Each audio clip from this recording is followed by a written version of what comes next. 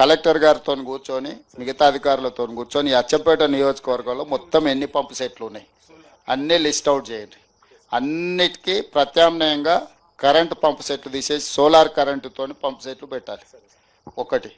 రెండోది, ఆ ప్యానెల్స్ ఎట్లు ఉండాలంటే వాళ్ళ వ్యవసాయానికి సరిపోను 3,000 నుంచి 5,000 ఆదాయం ప్రతి నెల వాళ్ళకు వచ్చేటట్టు ప్యానెల్స్ డిజైన్ చేయాలి.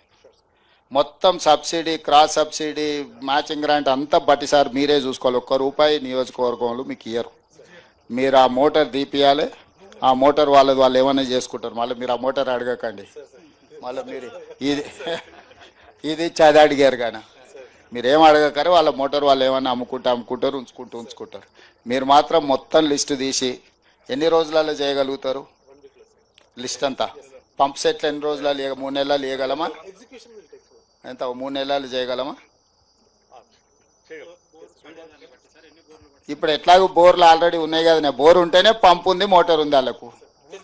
ఇప్పుడు ఆల్రెడీ బోర్ ఉన్న కాడనే కరెంట్ మోటార్ పెట్టుకోరు వాళ్ళు. బోర్ లేని కరెంట్ మోటార్ పెట్టుకోలే కదా. ఏం షరత్? 100 రోజుల్లో అచ్చంపేట నియోజకవర్గంలో రైతులందరూ లిస్టు తయారు చేయడమే కాకుండా అన్ని కరెంటు మోటార్ల ప్లేస్లో సోలార్ పంప్ సెట్లు రావాలి. 100 రోజుల్లో మొత్తం అన్న స్పెషల్గా ఒకరిని డెప్యూట్ చేయి, ఒక అధికారిని స్పెషల్ డ్రైవ్ పెట్టు.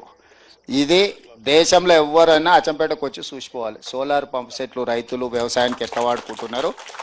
దీంట్లో వ్యవసాయానికి సోలార్ వాడుకోవడం కాదు, ప్రతి కుటుంబానికి 3 నుంచి 5,000 ఆదాయం ఎట్లా రావాలో మీరు డిజైన్ చేయాలి. దాంతో ఇంటి ఖర్చులకు వాళ్ళకు ఖర్చులు వెళ్ళాలి. మీరు ప్యానెల్స్ డిజైన్ చేసేటప్పుడే సోలార్ ఉత్పత్తి చేసి గ్రిడ్కి ఎట్లా కనెక్ట్ చేయాలనో డిజైన్ చేయండి. దీన్ని పైలట్ కింద అంటే మొత్తం దేశానికి ఒక మోడల్ కాన్స్టిట్యున్సీ కింద అచ్చంపేటను తీర్చిదిద్దండి.